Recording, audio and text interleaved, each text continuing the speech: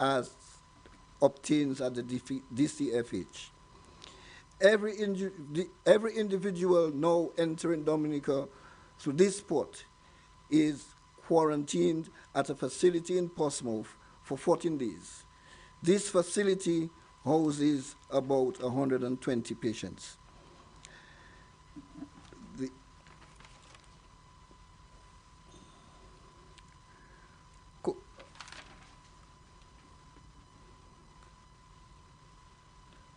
now, fellow Dominicans, I need to tell you that the problem of COVID-19 is not the problem of the Ministry of Health only. It depends on every one of us to make sure that we do not spread the virus into our neighbors and our friends. We must stay at home. We must observe safe distancing, and we must wash our hands thoroughly.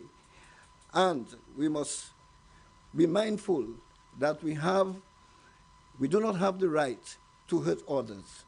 When you are being negligent and you are aware that you are infected with the virus and go about the villages or wherever spreading the virus, you are really causing great harm, excuse me, to other individuals. I thank you.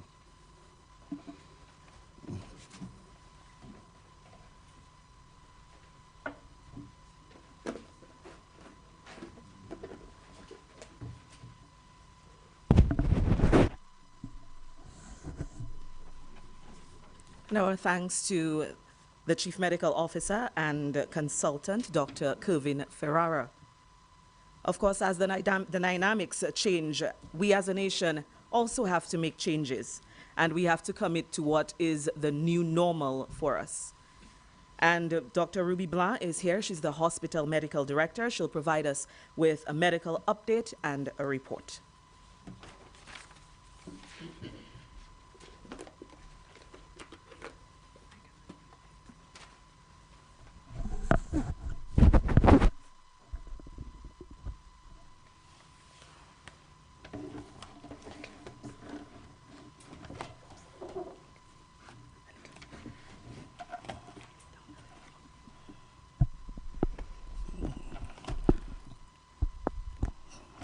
Good evening, everyone, and thanks for joining this press briefing.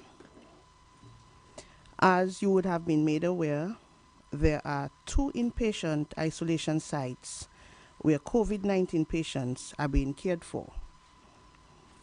These 2 sites are one at the Dominica China Friendship Hospital and 2 at the St. James Building located in Portsmouth. The decision was made that the patients who are asymptomatic, meaning with no complaints, signs, or symptoms, or with very mild signs or symptoms, will be admitted and cared for at the St. James Building in Portsmouth. The more serious and critical patients would be seen at the Dominica China Friendship Isolation Unit. There is at present, or there are patients in both of the facilities at present, that is both at the isolation units in St. James and at the unit at the Dominica China Friendship Hospital. Most of the management for the patients at St. James would be in the form of monitoring to detect any deterioration as soon as it happens in their clinical condition. I am pleased to announce that at this point, the patients at St. James are stable and they continue to be monitored closely. The patients at the Dominica China Friendship Hospital, as indicated, are those who would have been experiencing some kind of clinical, significant respiratory or breathing complaints. And treatment in those cases would include essentially support therapy, such as IV or intravenous fluids, as is necessary, oxygen therapy, where necessary, antibiotics would also be started, and other drugs that would essentially help in improving of the respiratory symptoms and complaints. We all know that if patients' breathing issues become very severe, then they would be placed on a ventilator. At this point, we do not have any ventilated patients, and I am sure we will all pray that we will not need to have any patients being ventilated. We have been very fortunate to have staff who very willingly consented and in some cases offered to take care of our COVID positive patients. At both institutions, that is at the hospital and St. James, we have a mix of Dominican doctors and doctors from the Cuban Technical Assistance Program. We remain very grateful to these doctors for willingly undertaking the task of providing care to these patients. I must use this opportunity to say thanks to all the staff of the Ministry of Health, both at the hospital, at St. James, and within the primary healthcare services, who in so many different ways, both on the front line and behind the scenes, provided support during this health situation. No, COVID-19, again, as was said, is not a condition or problem that belongs only to the government and the Ministry of Health. We as a country must do all we can to limit the spread of the disease. Both on the front line. By now, everybody should know by heart the importance of social distancing, respiratory or cough etiquette, hand hygiene, taking proper care of yourselves, eating properly, resting properly so as to build strong and healthy immune systems. At this stage, we must be our brother's keepers. If you develop any symptoms, the hotlines which have been made available are there to be called for further advice as to how you should proceed. Let us work collaboratively to get hold of this disease. I believe as a nation, if we do what we have to do, we can combat it and come out on top.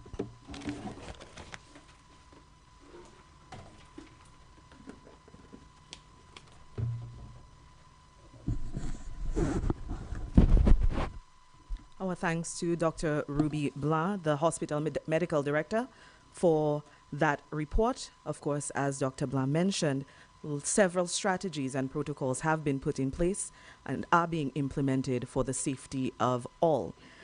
At this point, we call on the national epidemiologist, Dr. Shaluddin Ahmed, to give a statistical analysis.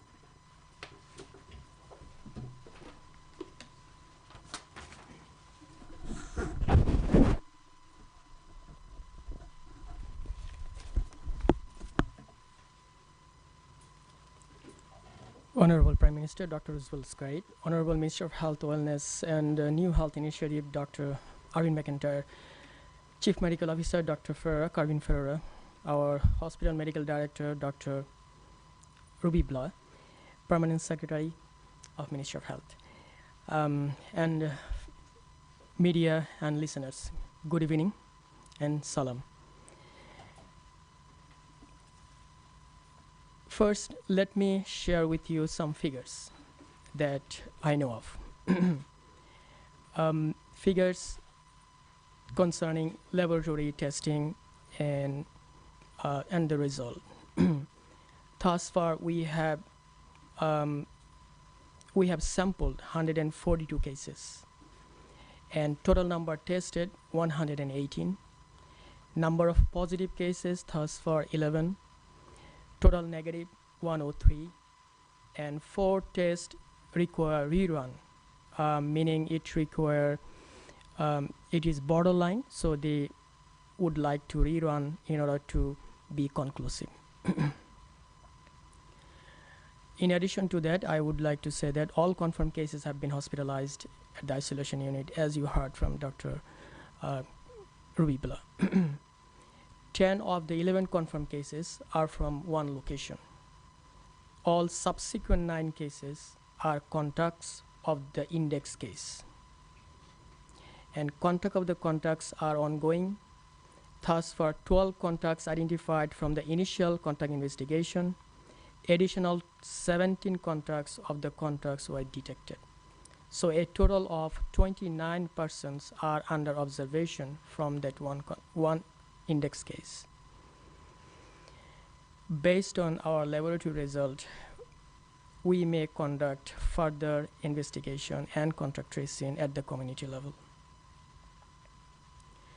I would like to say some word on quarantine and quarantine persons and at the quarantine place, at the government quarantine facility, that is. I would like to say that we have added, or there are additional 2 apartments are being included in our total of 4 apartments right now in order to accommodate the passengers that are coming from outside of Dominica, in order to quarantine them in those facilities. So at this time, total of 58 are occupying in those 4 apartments. Overall, so far, 86 were quarantined at these government facilities. So this is, in summary, what the figures that I have to share with you. However, as our Honorable Prime Minister mentioned, this is a war, and war just begun. Tonight, I stand before you to ask you to be part of this war against this COVID-19 virus. And things that I need to do in order to flatten this curve, I reiterate: social distancing, frequent hand washing and sanitizing, minimum level. 1,200. I also ask you to maintain respiratory etiquette. And if you are sick, stay home until you fully recover. You also need to take the responsibility in order to provide necessary provision to keep our elderly folks at home in well sanitized environment and good health. Also, keep watching your health is very important. Nutrition is very essential part of this fighting against this coronavirus. You have to be well hydrated and proper rest, and which will take you a long way in fight of this virus. Again, I would like to say, from the part of Ministry of Health, we continue to fight against this virus. We are continue to do identification at the community level. We continue to isolate those who are required to be isolated at the government facility, and some are at the home through home quarantine. We continue to test those needs to be tested. So far, Dominica has conducted highest number of testing through PCR testing in the OECS countries. And we continue to do contact tracing, vigorous contact tracing, that is. So our fight is on. Now it is your turn to listen to us and do as we request you to do. So thank you for listening, and thanks for everyone. Thank you, everyone.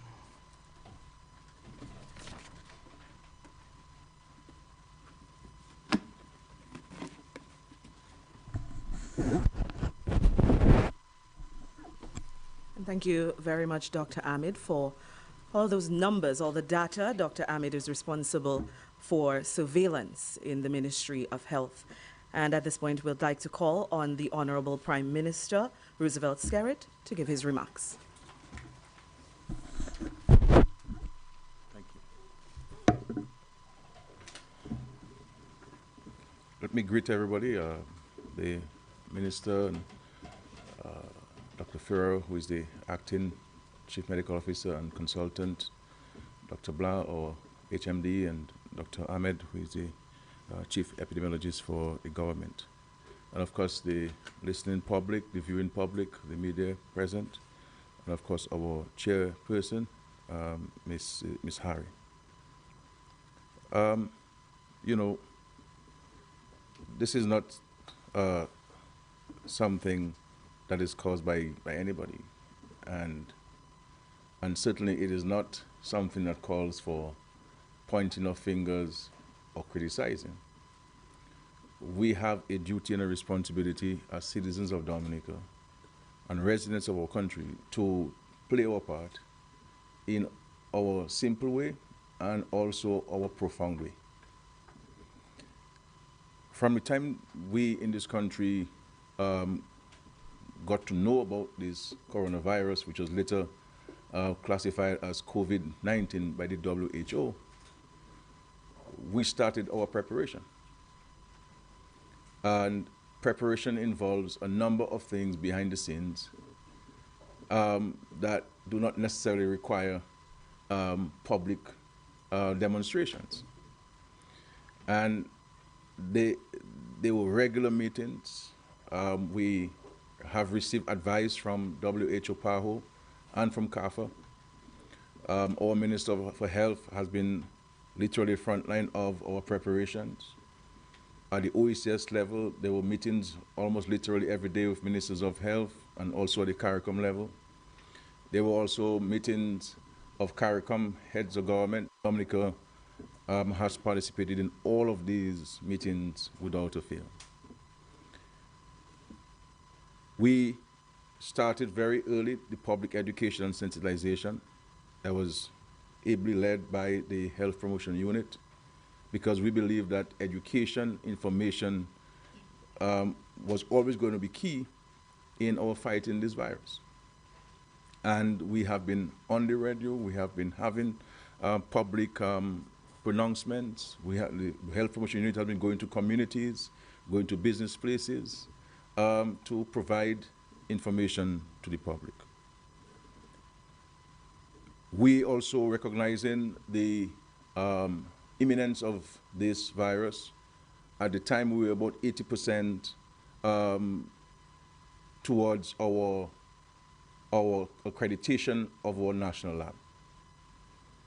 We were able, with the help of PAHO, to advance the other actions in terms of training of our staff at the lab, and to allow for certification.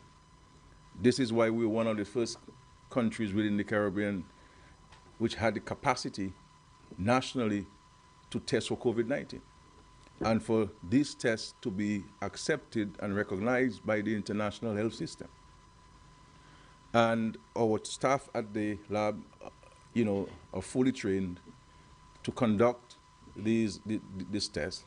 And even though we have that national capacity to test and is accepted by the international health system, we also send this test to the CDC in the United States to go over for us and to ensure that we are certainly saying what is actually the case. And we have been told by the CDC that what we're doing in Dominica is very efficient and certainly very accurate. And you've heard Dr. Ahmed says in a couple of cases, the lab has had to rerun just to ensure that we are 100% sure. So we're not accepting any borderline results. We want to accept either positive or negative. So we have the national capacity to test. If we did not have the national capacity to test, what is the option of Dominica? We would have had to use the facilities of CAFA in Trinidad. And with communication, transportation completely demobilized, what would happen to us? And so it's, even with the case that the first case which was tested positive, the contact tracing has been very efficient thus far, very aggressive thus far. But even with that aggression, even with that efficiency of contact tracing, if we do not have the lab capacity in Dominica to test nationally, that would create a challenge.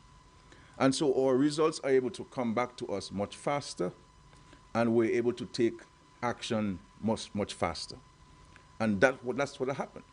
So this is why we have to recognize that there's some things that we could do. We could have shut down the country from February 1st and not do any preparation. That will not help us. And I will reference why I believe that will not help us in a while. But what we have been doing is putting the systems in place, identifying the human resources, ensuring that we have the facilities. So very, very quickly we were able to establish the 8-bed facility isolation facility at the PMH. And not only relying on ourselves to say that it is certified, PAHO sent a team down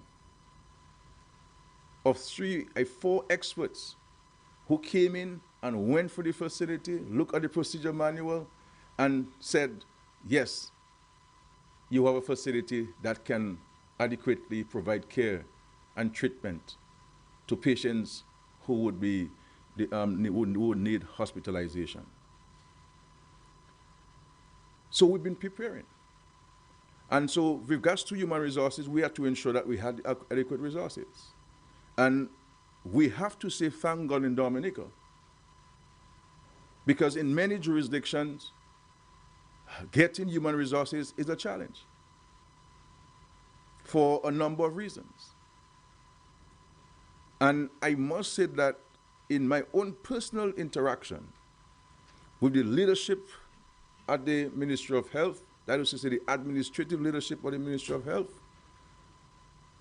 in persons like the hospital medical director and the chief epidemiologist, and with our consultant, Dr. Ferrer, and all of the people in the labs and so on, the director of primary health care, the matron, the permanent secretary, the PNO, you name it, at the various leadership, there is a profound sense of commitment, dedication, and seriousness to the task.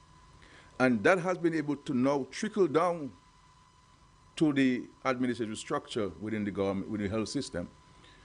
And so there is motivation at all different levels. This is, I must admit, this is an operation that calls for serious psychological fortitude for these people, because they have to be at the front line, but their family at home, the families at home. But their commitment to the country, and I believe that the country will owe a debt of gratitude to these doctors and nurses and all of these staff, you know, the ward aides and the community health aides, the nurses, the doctors, the orderlies, the cleaners, the cooks. All of these people are playing an important role, and we had to not only identify them, but train them. So all of these things were being done, training the people, because everybody who has to come in to this operation must have some training. And so we have been working on training people in this. Then recognizing that with this virus, as we have been told, it is very contagious, we recognize that an 8-bed facility will not be sufficient. So we started looking at options. The Minister of Health himself leading a team of the Ministry of Health and going out in the field to seek to identify and locate facilities that we could use to treat patients in the event that you have a surge in our country. And we have been able, to date, establish what we call a COVID center. And you heard the medical practitioners speak to what obtains in this facility at Portsmouth. And at that facility, though we have a 24-bed facility, it has space to expand. And there's also an annex building that could be used in the event that we have numbers that we do not want to have. And so we were able to transform a building that was not originally designed to run a hospital, so we effectively have a hospital in Portsmouth, separate from the Armour Hospital we have, Dr. Armour Hospital we have in Portsmouth. And that isolation center is dedicated solely to treat COVID patients, and we currently have some patients there. So we have this facility. Are things perfect? No. No country system has been perfect. None, including the developed countries. including countries which economy trillion times larger than ours. What we need in our country are people understanding that we have to work together to fight this. The doctors have their role, the nurses have their roles, but we, the citizens, the ordinary citizens, have a role. One, not to misinform people, but to pass on the accurate information that would help people minimize and even eliminate the possibility of they contracting the virus. And what can we do that, as we've been told, to practice? And these are things that I believe that we should be focusing on. Now, so we have been able to put these things in place, and there have been numerous meetings because you have to meet, you have to review, you have to consult, you have to seek advice. This thing is an evolving process. It is not static. And we have always stood near to power for advice, both at the highest level and also at the technical level. Everything we run it by them. And so, as I've been told, you have in this thing has been categorized into levels.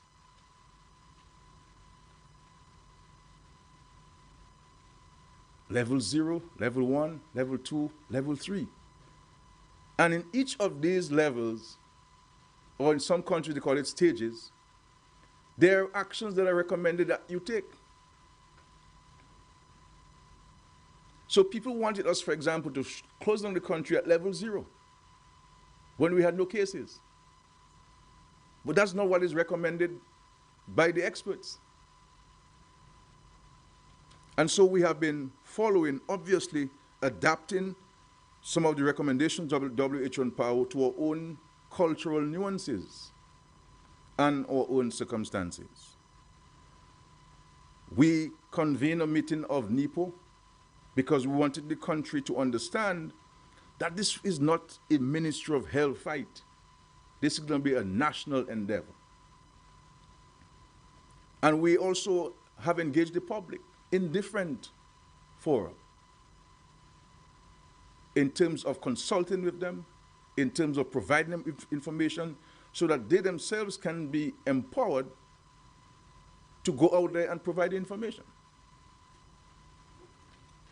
Now, recognizing that where the human resources are concerned, that you will have a challenge of burnout, fatigue, which is a normal human challenge. We did not sit there and only pray that the Lord will send some good Samaritans to us. We acted. And I wrote a letter to the president of Cuba myself, addressed to the president of Cuba, indicating to him and drawing to his attention the challenge which we have and the need for additional human resources. And based on advice coming from the Ministry of Health, we indicated that in the first instance, 25 nurses would do, with ICU training and also infection disease control. And they're sending those nurses to us tomorrow afternoon. We were told that 6 doctors would do, and the 6 doctors should have, at least 2 should have ICU training capacities. And they said, the lab superintendent said to us that we would need some lab techs and ensure that at least 2 would have training in molecular testing. And the Cubans have made those available to us. Within 48 hours, they responded in the affirmative. We also recognizing that we need to get more test kits.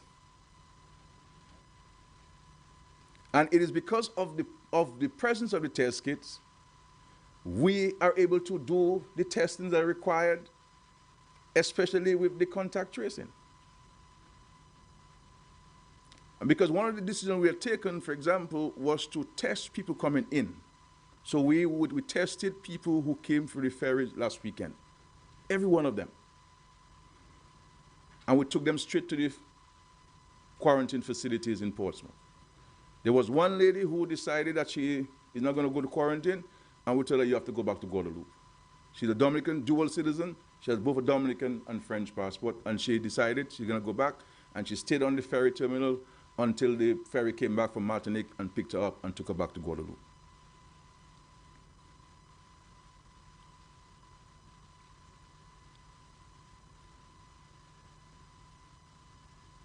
So there are a number of things that we've been doing in preparation. We could have acted in panic. We could have taken decisions out of fear. And what would those decisions be? While instead of being sober, being clear-minded, being guided by professional advice, and taking the appropriate decisions at the appropriate times. And every time you see that we have moved from one level to the other, we have taken decisions. We have acted because we're not prepared not to act. And we've acted. Now, the people who have said, okay, shut the borders. We should have shut the borders long time ago. But tell me, what would you do as Prime Minister? Because everybody out there saying what decision the Prime Minister could take, but they're looking at this from their own narrow perspective. I have many other things to consider before I arrive at a decision. I consult a wide cross-section of people. I rely on the advice of the medical practitioners. And we also have international experts who are assisting us with advice.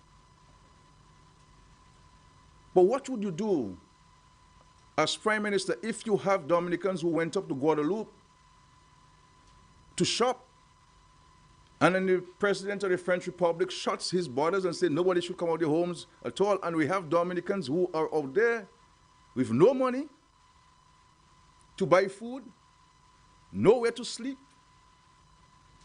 and who do not have access to the social services of Guadeloupe and Martinique. So the event that one of these people or all of them were to get sick, they would stay and die like cockroaches in some shed in Guadeloupe and Martinique.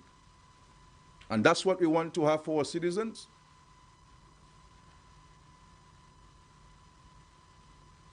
What do I do? I am very accessible. I mean, I had a number of messages from people in Martinique and Guadeloupe messaging me, we're stuck in Guadeloupe, we have nowhere to go. Luckily for us, luckily for them too, and their families, the French authorities authorized the ferry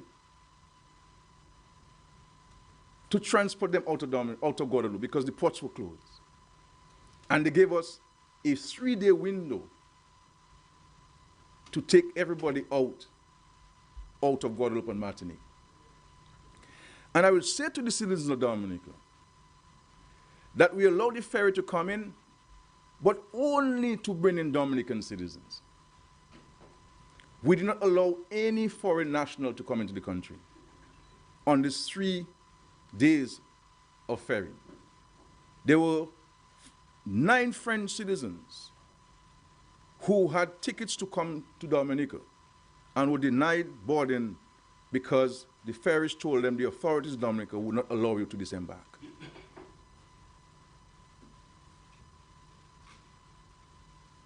And another reason why we allow the ferries to come in, let's face it, we're talking among ourselves as Dominicans. We have had a culture, it's part of our tradition in this country of coming to Dominica through back door. And if we do not allow people to come in through the ports and you can know who comes in and have their addresses and be able to track them and test them, you would have a number of people coming in through the back door, sliding in, and nobody would know that they were there. And they may very well be a carrier. They may very well be infected with the virus. And even though we have Dominicans coming through the back door, that's why we have to increase our security of our borders. And this is why we're appealing to the communities. Anybody who you know has come into the country through a back door, let us know, because we need to know these people, because they pose a risk to the society. And anybody who came in through the back door, you have to let us know, because it is in your interest. It is in the interest of your family, and it is in the interest of the wider community. And then there's the issue of the airport. We have students in the United States of America. We have students in the United Kingdom, in Canada, who are at school. The semester is not over. The schools are closed. They were allowed to stay at the dorms. In some instances, the school authorities have told our students, all the students, including the Dominican students, that they can no longer leave on campus because they may need those facilities for quarantine if the need arises in those states. And then we have our children, the schools are closed, who are stranded in the United States of America with no access to housing, no access to funds, and no access to health insurance if they were to fall sick. And no family, many of them, no family, no relatives in the states where they're studying. And what do? And what should their government do? Tell them we have COVID-19 and we don't want them because they may be carrying it? And I ask our citizens, what would you advise the Prime Minister if it was your daughter who was in the United States and wanted to come back, and she had nowhere to stay? And I ask you, had you been in Guadeloupe with no money and nowhere to sleep and no health insurance, and you cannot go out because in Guadeloupe you need a certificate to come out to your home, what would you say to me if you were to WhatsApp me and tell me you were stuck in Guadeloupe? That things nice in Guadeloupe, don't worry, you'll be okay. You'll be harassing me to get you home. And that's what many of them did. That's what many of them did. And in order to contain and to manage this COVID virus, this is why we started testing these people who are coming in.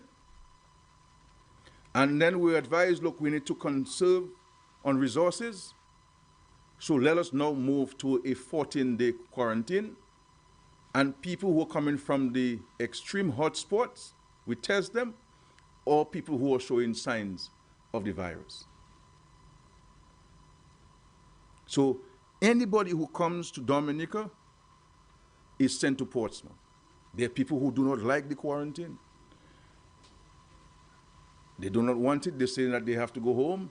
And I will say so publicly. I have not consulted the Minister for Health on this matter, but I think I have the authorization to say this. The Minister of Health, his niece came in recently on a flight, and she's quarantined. Her mother had a room set up and separated from everybody else, nice, everything, and so she's quarantined for the next 14 days.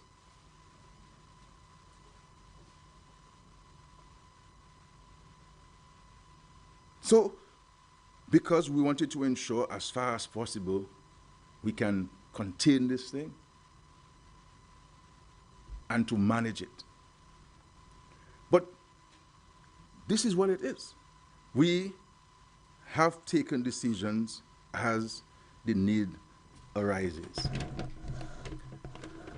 So I want us to understand that this is not a time for politics. And I have seen the comments of people out there, and I will defer my response to some other time, but I am now preoccupied with the country's efforts to manage and to contain this virus in our country. So those who wish to play politics with it and figure, well, they want to attack Harriet or make him look bad or whatever it is, that's fine with me. I'm accustomed to this thing because this is not about me. And I hear people criticize nowadays, but the same people who criticize them, we have reached out to them and tell them come to volunteer. We've asked them. We have Dr. Ferreira here. When I called Dr. Ferreira, he came within 15 minutes to offer himself.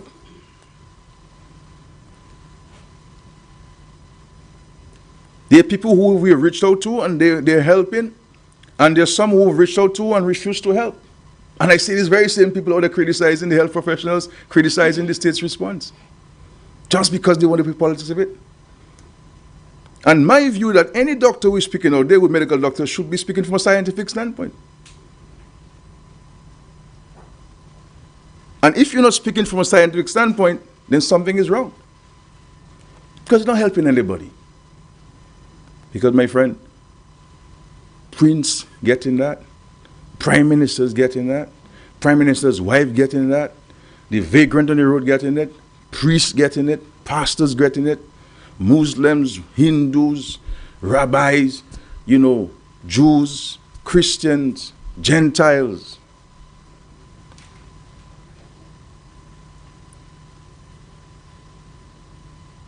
Getting it. So my admonition to us, all of us, is that let us follow the advice of the Ministry of Health. Yes, we will send people home. But when I was trying to forget, wiping my face because, so I read a little sweat and I go, I'll bathe, Let us work together. Let us work together. So when we send you home, what are you going to do when you go home? You're going to walk the streets and you guys going to play basketball and defy the instructions? So it comes down at the end of the day to each of us following the advice and the guidance given. And leave the other things to the professionals who have to do it. And and I see the same people who criticize me, saying that I should have closed down the country. The same people who criticize me when a hurricane is coming, I tell people go home for their safety. They say,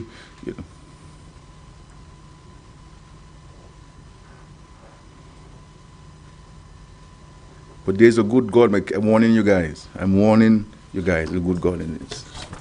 And so I want us, my friends, to pay attention to a couple of things. One, we all know the nurses and doctors who are the front line of this.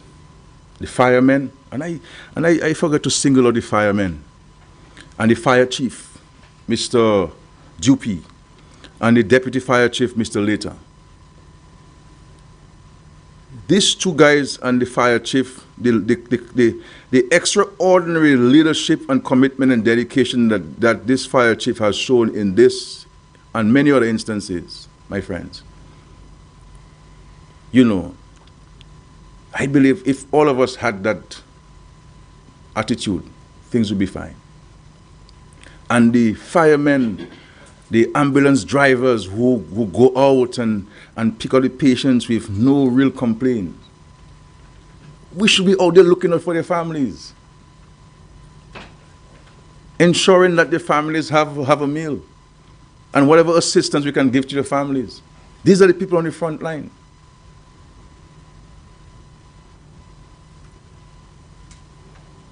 The nurses down there at the COVID center, also at the hospital.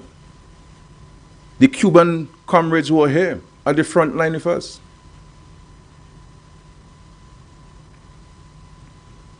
These are the things these are the good things, the positive things. Give them the encouragement. But if they're out there on the front line and all they're hearing us criticizing each other and so on and not paying attention to the real issue of what can we do as individual citizens, then what happens? I also want us, as I've said before in my previous addresses, the people 70 years and above should stay in completely. I said to you, I know you love your early morning, your 6:30 Mass. I am happy that the bishop is now doing it by radio. Let us stay up and pray. The Bible says, where two or more gathered in my name, then we're okay. And if you're the bishop preaching for you, your pastor or your Muslim Imam, then great. Because these are extraordinary circumstances. And if you obey these instructions, then the good Lord will even bless you more. So let us stay indoors and let us have the younger ones help the older ones. I have said, and I've gotten some messages that people told me that they have gone to do messages for the senior citizens, and they put the groceries by the door as we instructed, because you don't want to have any contact with the senior citizens. People with underlying conditions, asking you to stay away, stay home, watch Netflix, watch some cartoon or something, and listen to the official advisory from the Ministry of Health. And then the issue of social distancing. We've been talking about this all along. Social distancing. I've heard the people from the Health Promotion Unit talking about this. These are decisions that we have to take. We have to be mindful of those things. Let us look out for each other. If we hear something, let us put it out there. The other thing I want to talk about is for us to desist from calling the hotlines and abusing this thing. People are calling them and threatening them, saying all sorts of, and they're occupying the lines from people who may have an emergency to report. So what we have decided to do is to record all calls, so that as part of the international best practices, because we want to be able to record the correct information and relay to the appropriate people within the chain of command. I have consulted with the chief medical doctor and others, and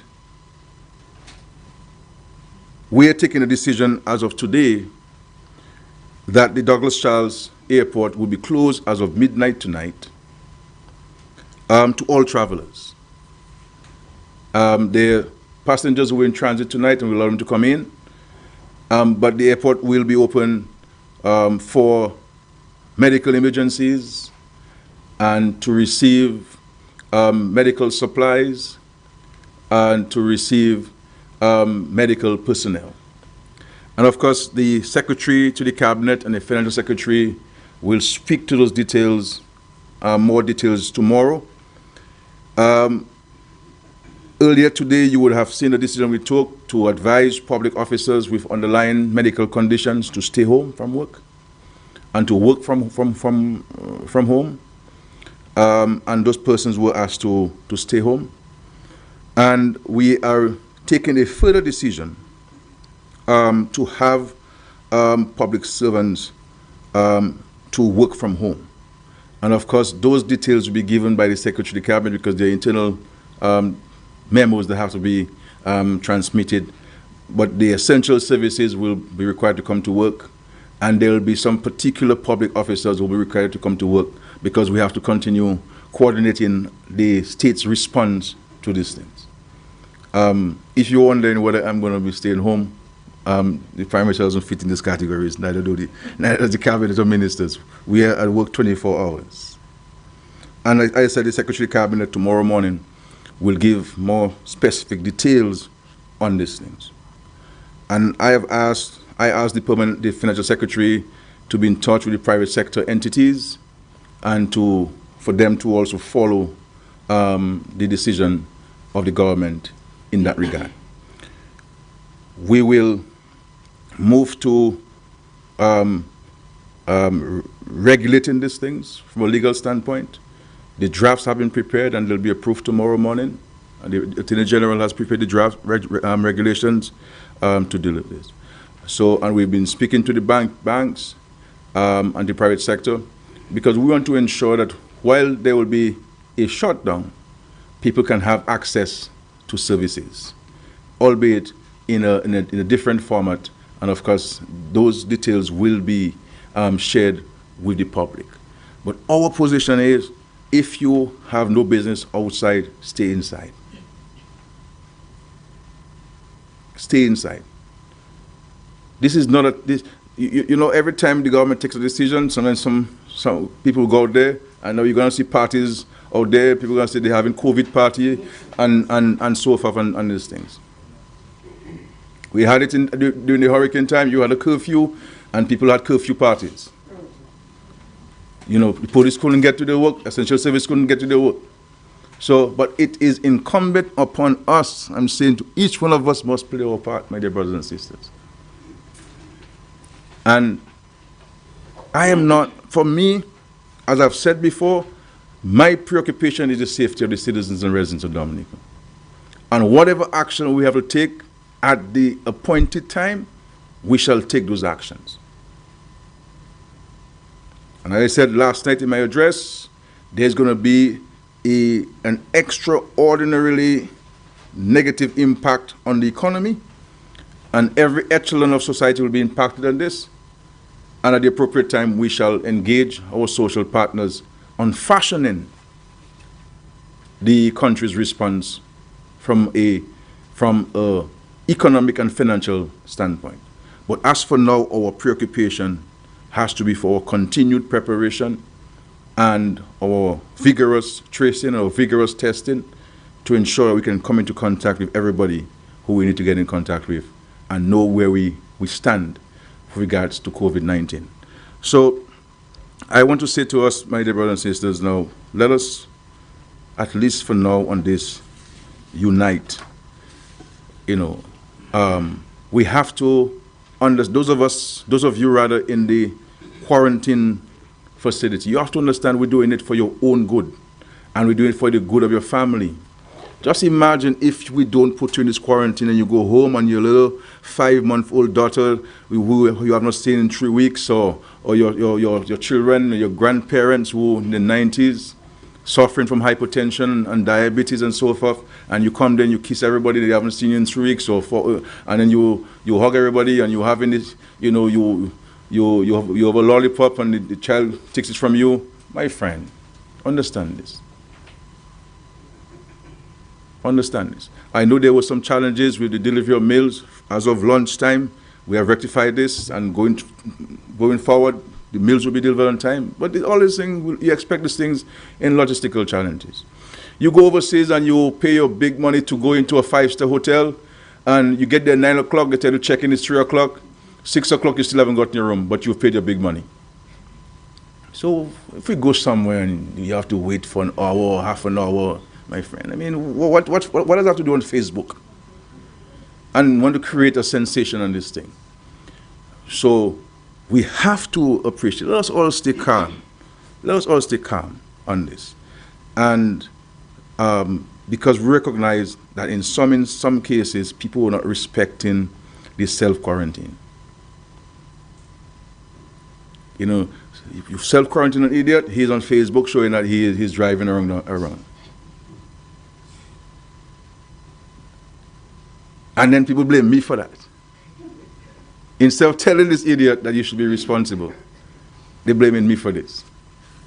You know?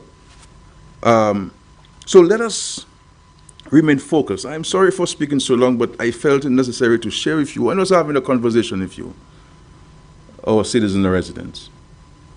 And to appeal to us to remain focused. You know? And now is not the time for politics. The next election is the next 5 years' time. Now is not time for politics. Now is a time for us to be able to work together and to see our country through this difficult path, to see the world through this difficult path. And instead of spending our God-given talent and breath of life on negative things, let's deal with positive things. We are open for advice. We're open to guidance. But when somebody wants to give the government advice, and I have not gotten the letter, but it's everywhere, are we serious about this thing? Do we really mean it? You know, do we really mean it? And, you know, I mean, come and see me. Come. You know, Pastor Rodney, who normally criticizes me on radio, so I mean, he's been very constructive in the public consultation. I told him so. I commended him. I also told him that, you know, when you go in the radio program, continue being on the positive light. You know, I know he doesn't mind I mention that in a joke way, because in this very stressful and high state of anxiety, we have to laugh. We have to smile. You understand? Because we also have to manage the psychosocial aspect of the human being. You see what I'm saying? And so I want to reiterate that when the airport will be closed, we will keep the port open for commercial purposes, to allow for much needed supplies to come in, and for DHL and these services to continue. I said the FS will give details of this. The issue of the submission of our VAT returns, the FS will give details on this. And our income tax, I know the deadline is end of this month. The Financial Secretary will give some details on the government's action to facilitate the general public on these matters and so forth. But I think the two things that have been preoccupying the minds of the public, really, it has to do with the airport and the closure of the airport, and also the issue of work. Because somebody said to me, you know, Scary, I was disappointed in your speech last night. I said, okay, no problem. What were you disappointed about? There's work tomorrow. That's what the person told me. So the person only disappointment was that I did not declare no work today, Wednesday. But the person, I tell the person, pay attention to the other very important aspects and so on. So I want to thank again. You know, words cannot express my gratitude on behalf of all Dominicans for the efforts and so on. I mean, Dr. Ferrero, who still looks young, but he has age. You know, I mean, is at this 24 hours, you know, and helping in the vineyard and so forth. You know, and there are people younger than him out there. Come forward. We can still use help. You may not be on the front line, but you can be in the war room. You can give advice. You can give encouragement. So you might be a consultant, medical consultant, a specialist. You may be in private practice. If you see and say about helping, Dr. Mark can be reached. And we will find a spot for you.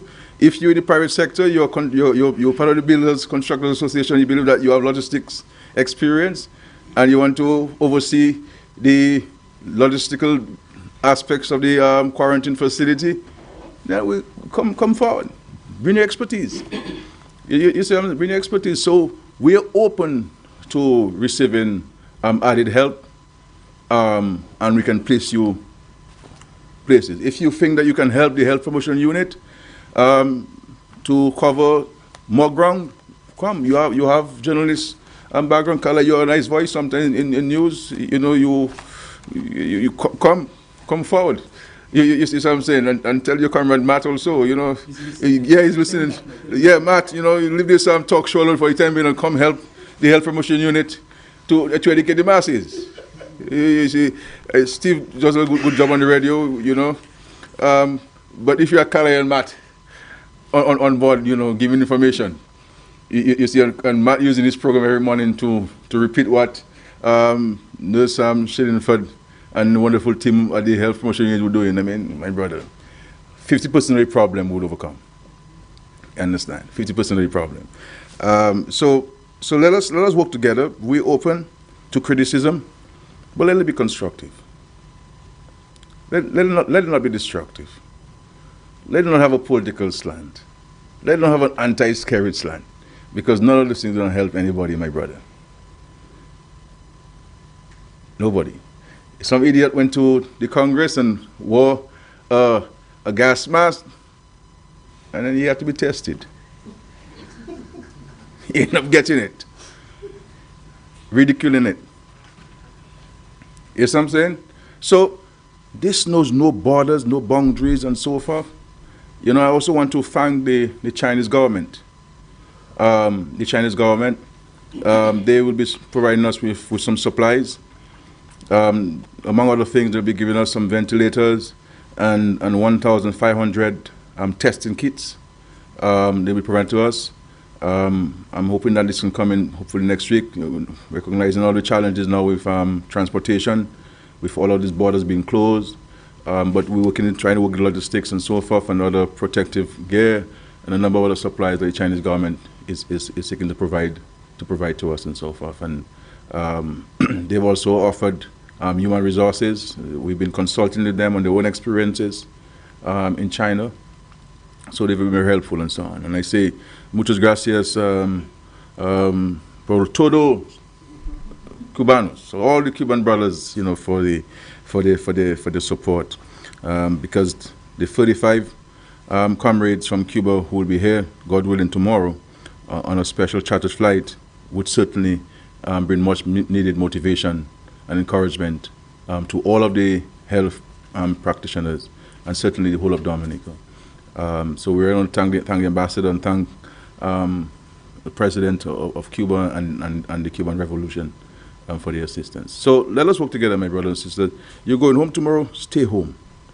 And if people are not going to self-respect this thing, then we will have to move to the next level of curfew and all these things, and that's not necessary.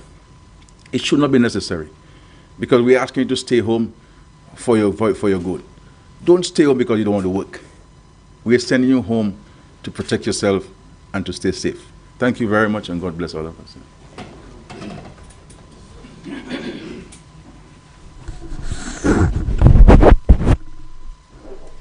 No, thanks to the Honorable Prime Minister. At this point, we're going to take a few questions from the press.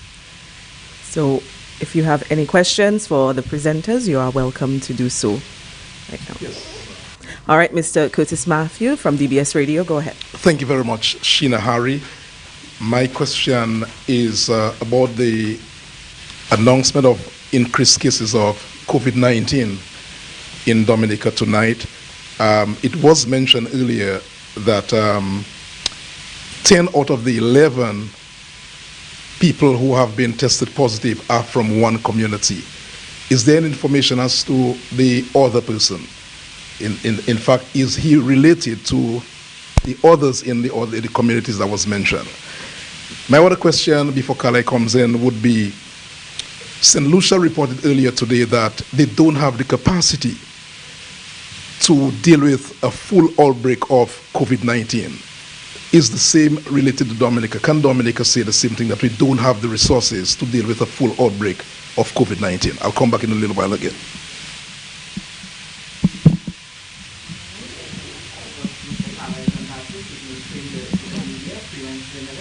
So we'll take all of the questions and then the presenters will come up and Thank you very much, Sheena. Prime Minister had a nice, long, almost impassionate plea there. But he spoke about the testing kit. The Cubans are coming in tomorrow, God is willing. We want to know, will they be quarantined? Will any action be taken as it relates to that? Because everyone who comes in, they're stuck that day, will be quarantined or tested. Also, there's the premature closure of the Douglas Charles Airport. The Prime Minister initially said effective tomorrow. Now he has moved it to tonight. Why? My next question also is, although he spoke about the tax issue, because there's a notice going out about so the people can pay the taxes. We have the 31st, I think, of the month. You have a lot of people who are elderly people who are going to be home. Of course, from also that department is going to be poorly manned. How do we expect to handle that situation? Are we going to see a deferral of that tax situation to a later date? Yeah, just it for now. And finally, we have Mr. Steve Without. Yeah, thank you. Good evening, everyone. Thanks, Sheena. My question is, the people who are being quarantined, who is responsible for their daily meals? Is it the government? or family members in collaboration with the government? And will we ever see a community shutdown at one point? Depends on the number of people who are tested positive and where they're coming from.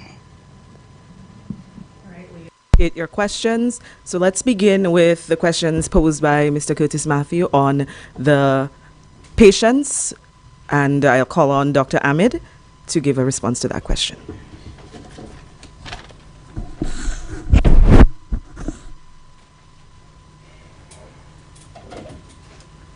Thank you for the question.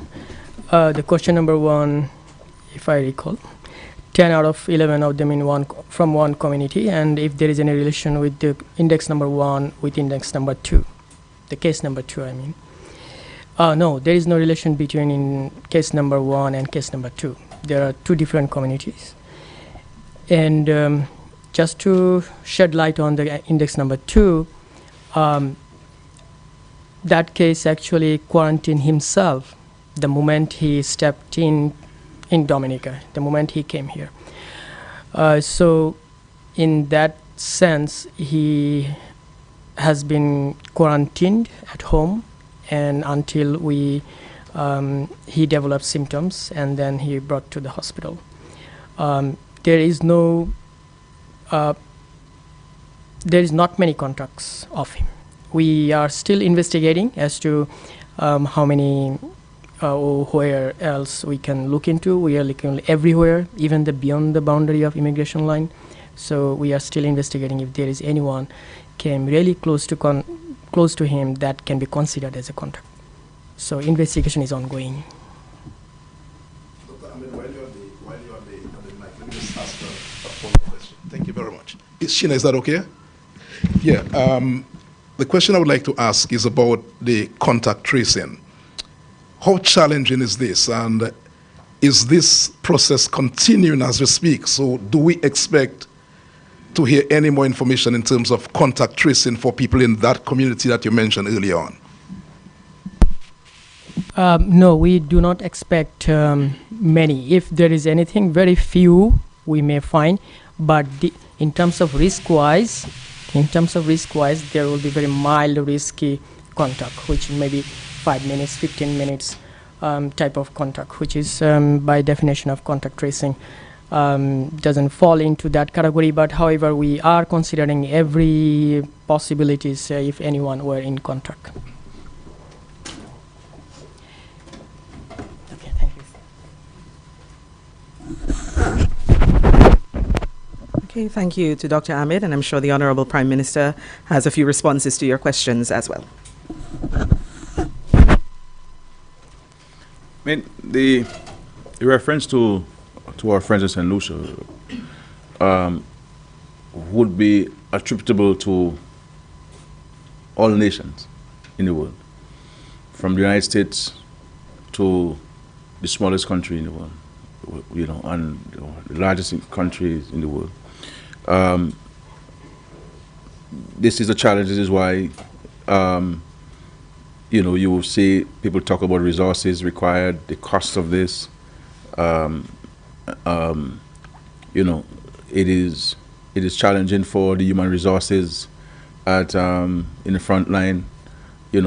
So it's going to be challenging to everybody. This is why we are urging the public to practice personal hygiene and to deal with the social distancing. So this is why we've been saying that these are things that we can do. Let's wash our hands properly. You know what I'm saying? Sanitize our hands and so forth. If we're coughing, we've been told how to cough. I mean, so and those of us, if we feel ill, we cannot jump on a minibus. Stay home. You see, stay away from people. Self-quarantine yourself. And if you're really not feeling well, then you call your medical practitioner, whether it's a private doctor or the public health system. So nobody is 100% prepared for this. This is like a hurricane. You understand? It's like a hurricane. The best you can do is to prepare the best you can. You understand? And where you feel that there are gaps, you get some additional support. This is why we have reached out to the government of Cuba for additional human resources.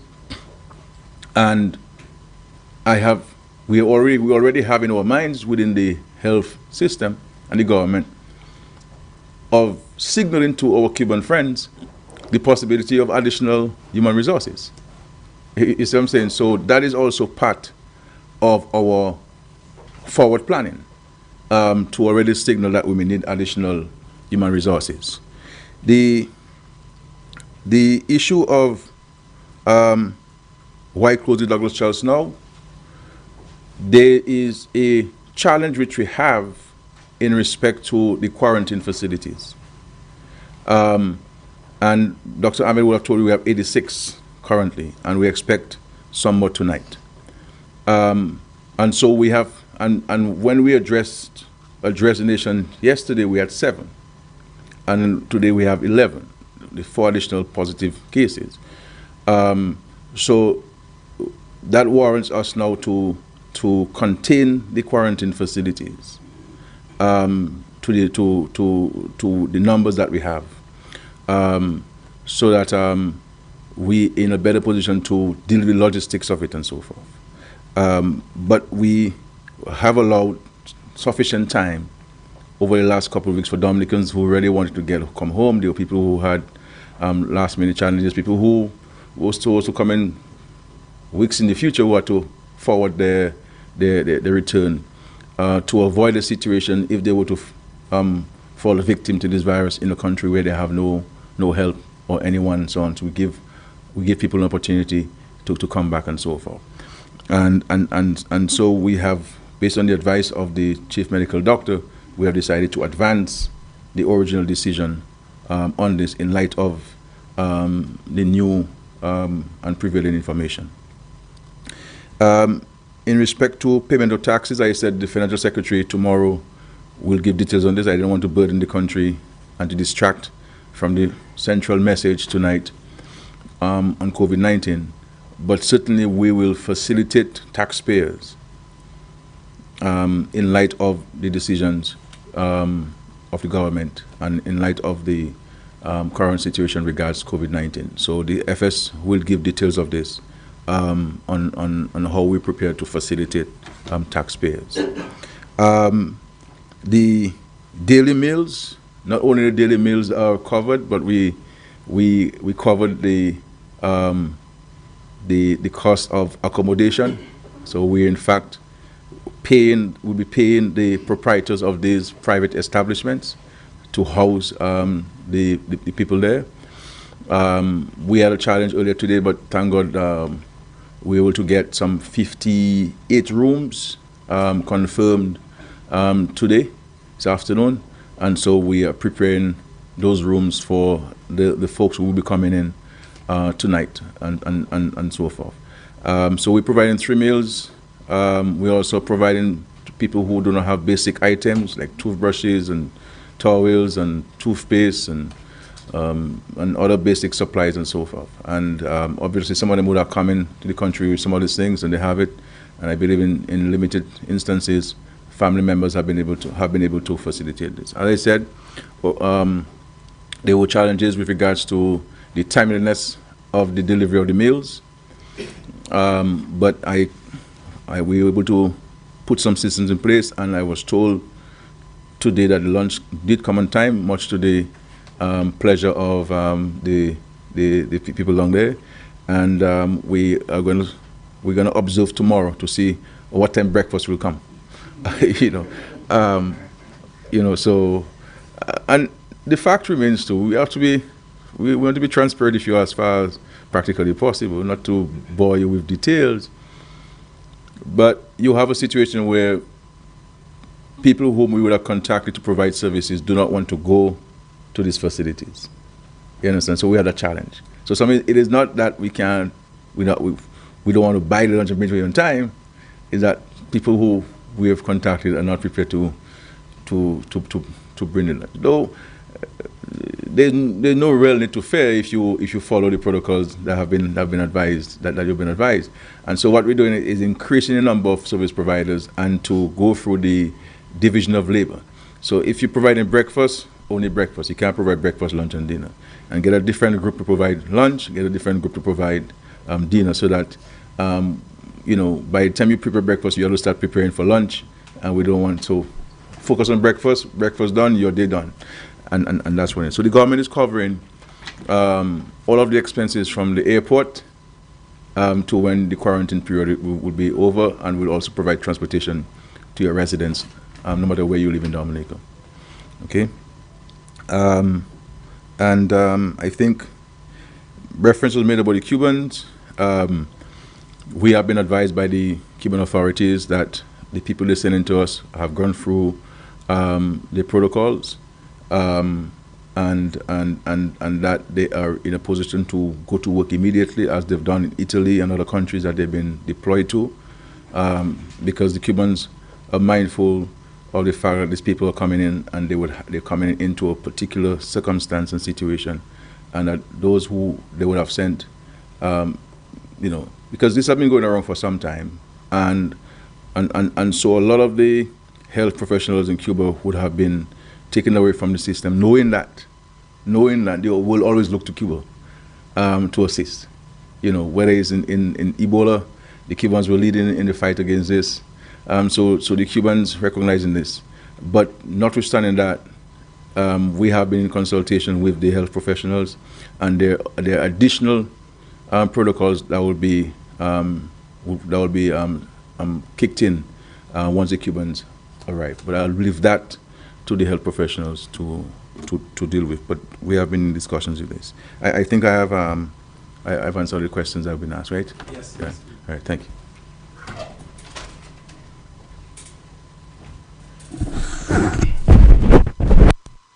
Thanks to all media partners for asking those very important questions, burning questions that I'm sure the general public would have liked answers to as well.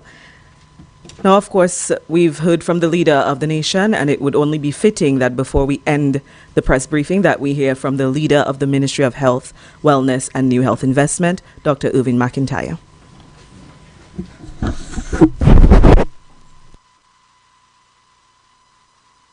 Okay, That I'm sure the general public and to everyone gathered here. As we said, protocol has been established already. So, well, you've been seeing me quite often, and you'll keep seeing me again, and I don't have an issue with that. I'll come and give you all the information that you want to get, because we're in this fight together. We all know it's a war, and I happen to be the second in command after the Prime Minister. So we're going to fight it together, and we're optimistic. We can definitely pull off a victory in this one. But, well, you've been seeing me a lot because there's been a lot going on. Ever since we found out about this COVID crisis, we've been doing lots of things, both locally and with the international agencies. And so that happened even prior to our first case. So it's a preparation that's been ongoing, and we've been just trying to fine-tune it as much as possible. No country can totally be prepared, but obviously we can be as prepared as possibly and as our resources may provide us to be. And that's why recently we had PAHO here, and we had some experts, and they gave us some good advice. They were here to help us to recognize the gaps in our system, which is what it's all about, try to fit in up our gaps so that we can be as prepared as possibly can be. And so even prior to our first case, we're already thinking of a surge capacity. This is why our hospital in Portsmouth was getting done even before having a first case. That's what it's all about, being proactive and getting prepared for any eventuality. And in that regard, that is why when we had all these cases coming in yesterday, our facility in Portsmouth was ready. Had we just waited to get a first case and then prepare for a surge, we would have been in trouble. But we prepared for the surge long before it came. So by the time our first case came, our facility in Portsmouth was ready, which just tells you how well we've been preparing for this eventuality. And as time goes along, we keep preparing even more and more, because we had a capacity of 24 beds in Portsmouth. And now today we made some adjustments and we've actually brought it up to 30 beds. So we have a capacity of 30 beds in Portsmouth as compared to the 24. That's in our St. James facility. And obviously our Douglas Charles facility remains. And we're going to keep our Douglas Charles facility for the more severe cases. That's where we have all our intensive. Our Dominica, China, sorry. Dominica, China Friendship Hospital. That's where we'll keep most of our severe cases and our milder cases we can keep at our St. James facility. But we've done all of that. It takes the logistics involved in having all our staff down there. We have to make sure our staff are comfortable, and we have to provide the best for our staff, because they are the frontline people there, and they are the ones exposed, they are the ones sacrificing their families. So we made the accommodation very comfortable, transported them from their accommodation to the facility. So the transportation issue has been done for them. And so we're very much concerned about their well-being. And there'll be little hiccups here and there. Maybe, as we said, breakfast might come a little late. But I mean, even under normal circumstances, those things happen. So much less in a war and a crisis time, those things can happen. But as I said, we keep doing things every day to just fine-tune the whole process. And it's not just a matter of just the nurses and the doctors related to this facility. We have the other domestic staff, we have the pharmacy staff, we have the laboratory staff, and all of these are being put together so that our facility in Portsmouth can be functional as possible and to the best of the capabilities of our staff, so that we can provide the best service to the patients that we have down there. All our orderlies, our maintenance staff, it's a combined approach that we are adopting so that we can have our facility. And if you have to imagine, we've actually set up a hospital in basically less than a week. So we have to give ourselves some, we have to be very comforted by that people can come together and actually set up a facility in less than a week. This says a lot for us. And you have to compare this to other places that are struggling. People with more facilities than us, more resources than us, and yet we can do all of this in such a short time. So it does say a lot for the dedication of the staff and the people involved in setting that up. So we have to be highly appreciative of such things and comforted by that. But let alone all of this with the facility, there are lots of other departments that are playing their part. Take, for instance, the environmental health. They've been right at the front. They are the first people that our passengers meet, whether it's at the Douglas Charles Airport, whether it was at the ferry terminal, and they're the ones doing the screening and the temperature, and they've been there diligently, on time, getting things done. We must be proud of these people as well. As for our fire and ambulance, we cannot overemphasize how great they have been in this fight. I call the chief and the chief, Doc, where you want me to get to? That's the kind of response we get from our chief when we call him.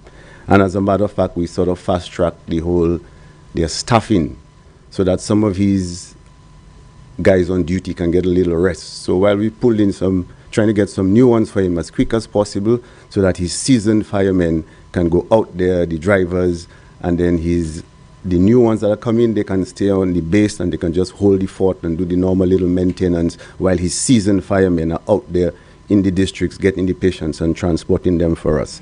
As a matter of fact, yesterday I had a very busy time getting all our different patients from the La Roche community down to Portsmouth, which took time and went up all in the night time actually. So you can just see the sort of effort that they're being put into.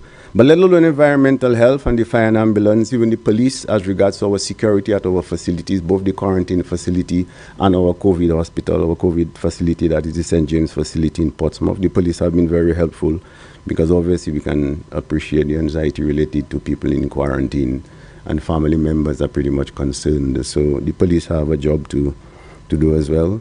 DASPA has been very good as regards to getting all our information. The Ministry of Agriculture was on board. They provided us with many quarantine officers when we had all these people coming from Guadeloupe and Martinique at the ferry terminal. So it's been a very combined approach, and Customs and Immigration, they've been giving us great ideas how to fine-tune the system, and we really appreciate that. And all our maintenance staff who just set up all the beds at the hospital and transporting all the ICU equipment. So it's really heartening. Our Red Cross people, lots of volunteers, so we can help people with screening at the Douglas Charles, at our Dominica, China hospital. So, and when you have people just volunteering that they can just do the temperature and check, so we can have a nice screening process at our Dominica, China Friendship Hospital. All of these things mean quite a bit to us. But we also know that our staff is going to be under pressure. So we are arranging to have their psychosocial aspect dealt with, and as regards to counseling and to providing for their mental health, because they're going to be burnt out every now and then. They also have family members who need them as well. They're going to be up late night, so we have to consider those things. It's a combined approach, and we're definitely considering all these different things when we're dealing with our COVID crisis here in Dominica. And it goes even beyond all this stuff. When you see all around Roseau that we set up these little pipes, standpipes that we can wash our hands, and I see the public really making use of it. These are the things that we all can, institute and to get the good habits, because it's our action creates our habits. So if we just keep washing our hands, eventually it becomes a habit, and then that's how. These are the little minor things that actually, well, they might look minor, but they really play a very big part in our defense and our fight against the COVID. And the health promotion, obviously the health promotion has been at the forefront of it. Education is the key here. We have to let people know what's happening, and that's, they'll be doing an excellent job at it. But when the health promotion gives us the information, we have to take it one step further. We can become part of health information, and we have to tell our relatives and our friends. So we are all part of the health promotion. It's not just the department saying those different things, but we have to transmit it to the other people that we meet as we go along. So it's really up to play our part. And while the system does all of this, which I've been telling you all along here, our part now is to exercise and implement the social distancing, which is what we're asking everyone to do. Our first index case led to 9 other cases. So you can see the importance of when we ask you to quarantine, we really want you to take it seriously. We know what we're telling you. The evidence is there, the facts are there. The international community is saying it, the international agencies are saying it, we have the experience in it, we know about it. So just play your part. The system has been put in place for you, you have to play a part. It's a combination of both the system and you, the citizens. We ask you to quarantine, just stay at home and just quarantine. 1 case led to 9 cases. These 9 cases could have been avoided if we had a proper quarantine of that individual. So let not let it happen again. The other case, he was pretty much well quarantined, and we're doing the contact tracing for him, and up till now we haven't got any from him, but obviously waiting for further tests. And while we're doing all this contact tracing, if we get any positives of these contacts, we also continue the contact tracing to see if we have any of those other ones. So take, for instance, in the La Roche area, we have our health team doing the contact tracing, and then we have to actually pull out some of our staff from the other health districts to help with our La Plaine Health District so we can do more contact tracing. So it's an ongoing process. We might have a district that might not have any cases yet, no suspected case, so we take some of our staff here to help the La Plaine Health District, which is what is going on. And then we continue our contact tracing in those areas. But the point is, as I keep stressing, we have to exercise social distancing. It really doesn't cost anything. Granted, there may be the little hiccups and the little, well, if we have social distancing, we may have elderly people in the community. Those elderly people might need, well, she wants to get a pound of flour in the shop or a little pound of sugar. Some other person from some other civic group, whether it's some sport club, whether it's the church community, whether it's the teachers, whether it's the village improvement committee, we have people to maybe just lend a hand and just go and get the pound of sugar for the elderly lady, rather than to have her come and go to walk to the shop to get those little things. So these are the things we can do besides just the constant washing of our hands, besides just the social distancing. We can also help each other when we just lend a helping hand to the elderly so that they can stay at home, because they're the most vulnerable people. And so we have to help them in that regard. But as the Prime Minister said, different measures have been taken. And as time goes along, we keep adjusting accordingly. And so here we are. We have this cluster in La Roche. So with a cluster like this, obviously, we have to talk about border restrictions and in terms of restricting our public gathering, which we wouldn't have done initially because we were not in that stage. But now in this stage, yes, we can do those things. It's a fluid situation. It's work in progress. As things happen, we adjust accordingly, which is what has been happening ever since this COVID-19 started off. So now we reach the stage of restricting public gatherings, and now we've reached the stage of restricting, well, our borders. So this is because we've reached the cluster stage. This we could not have done before. And if we reach another stage, we will adjust accordingly. So this is exactly what we've been doing. We have the science, we have the evidence, we know what we've been doing, and that is how we're going to continue to do all of these things. And all of these actions that we have, these are guided by international regulations. We don't just do things for doing things sake. We have the science, we have the facts to back up what we're doing here. But I just cannot overemphasize that we have to play our part. We have to adhere to the instructions. The health promotion unit has been putting it out for us. It's just up to us to just adhere to all those instructions. In short, we have to act responsibly.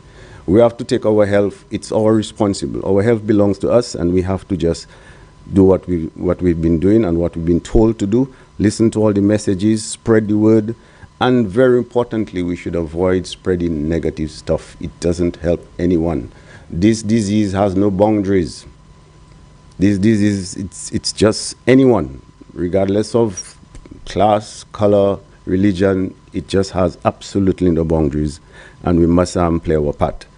And also, when we have the medical staff, we've also put it also in the public service. So we have different subcommittees in the cabinet that are handling the different aspects of our defense and our preparedness. So for the contact tracing, we have a subcommittee. For our logistics, we have a subcommittee. For our COVID hospital, we have a subcommittee, and all of these come together. So it's a combined approach. Our health promotion unit, we have lots of hotline numbers, which Ms. Harry will tell us all our hotline numbers before we leave. That's very important as well. And and then if we look at all the other areas and avenues, how our international friends have helped us with the People's Republic of China and Cuba, whether it's in terms of supplies or whether it's in terms of medical personnel. So you see it's a very broad approach, a very combined approach, and this is the only way we can fight this COVID-19. So we must stay focused. We must leave the negative stuff aside. As I said, this disease has no boundaries, no borders. Anyone can be affected, and let us just do what we have to do. Just stay focused and just do what we have to do. Hand hygiene, respiratory etiquette, and social distancing. This is not a time for party. This is not a time for fun. This is a time to stay home and talk stories and listen to the radio, watch your TV. And I think that's the best way we can all be safe.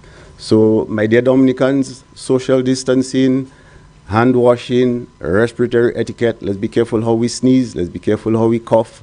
Let us help each other. A little message for the elderly people, and let us spread the word around, and let us definitely adhere to the quarantine measures. Those of you at home, you're on home quarantine, we've told you for home quarantine. We know the benefits of home quarantine.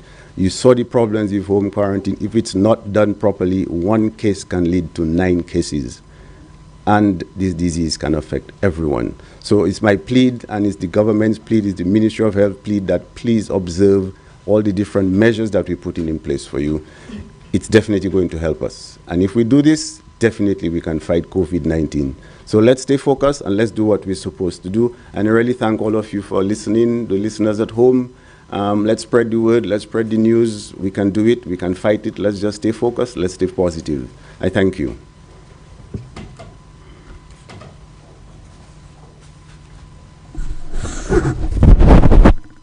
Thank you, Dr. McIntyre. And as he promised, I will be providing you with all of the hotline numbers.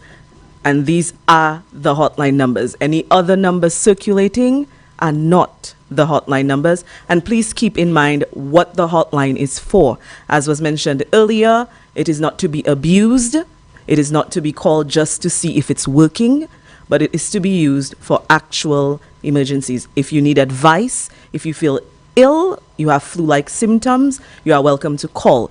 Whatever illness you're feeling and you'd like some guidance as to what to do next, feel free to call. If you've observed something in your community and you would like us to be aware, then feel free to call. And these are the hotline numbers: 448-2151, 448-2153, 448-2156, 611-4325, and 1-800-219. Of course, we will be making announcements over the airwaves, reminding you of those phone numbers.